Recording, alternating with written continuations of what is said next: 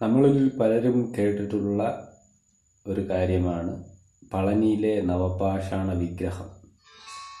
നമുക്കെല്ലാം അറിയുന്നത് പോലെ തന്നെ സിദ്ധവൈദ്യത്തിലെ 9 തരം പാഷാണങ്ങൾ അല്ലെങ്കിൽ 9 തരം മരുന്നുകൾ ചേർത്താണ് ആ ശില അവിടെ നിർമ്മിച്ചിട്ടുള്ളത്. അത് മുരുക വിഗ്രഹമായിട്ടാണ് സ്ഥാപിച്ചിട്ടുള്ളത്.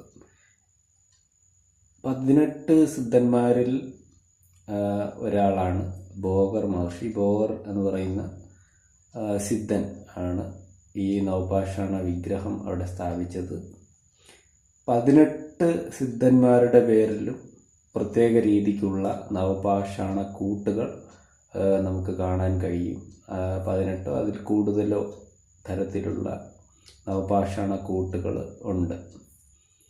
അതിൽ ഏറ്റവും കാലാതീതമായി ഒരു നിർമ്മിതിയായി നിലനിൽക്കുന്നത് ഭോഗസിദ്ധർ ചെയ്ത പളനിയിലെ നവപാഷാണ വിഗ്രഹമാണെന്ന് മാത്രം.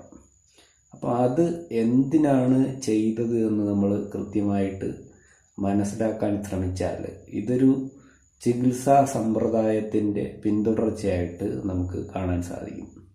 കാരണം അവിടെ ഇപ്പോഴും നടക്കുന്നതും പണ്ട് കാലത്ത് നടന്നുകൊണ്ടിരുന്നതുമായ ഒരു സമ്പ്രദായം എങ്ങനെയാണെന്നാൽ മാറാ വ്യാധികൾ അല്ലെങ്കിൽ മാറാ രോഗങ്ങളുണ്ട് എന്ന് പറയപ്പെടുന്ന ആൾക്കാർ അവിടെ പോവുകയും തല മുണ്ടനം ചെയ്യുക അല്ലെങ്കിൽ തല മൊട്ടയടിച്ച ശേഷം മുകളിൽ പടി കയറിപ്പോയി നവപാഷാണത്തിൽ പുരട്ടി വച്ച ചന്ദനം, രാക്കാല ചന്ദനം എന്നൊക്കെ അറിയപ്പെടുന്ന നവപാഷാണത്തിൻ്റെ അംശമുള്ള ആ വിഗ്രഹത്തിൽ പൂർണ്ണമായിട്ടും തലേ ദിവസം തേച്ച് അതിൽ പിടിപ്പിച്ചിരിക്കുന്ന ആ ചന്ദനം രാവിലെ പോകുന്ന ഈ മൊട്ടയടിച്ചിട്ട് രാവിലെ പോകുന്ന രോഗികൾക്ക് കിട്ടുകയും ഈ ചന്ദനത്തെ അവർ തലയിൽ പൂർണ്ണമായിട്ടും തേക്കുകയും ചെയ്യും. അതിൻ്റെ ഒരു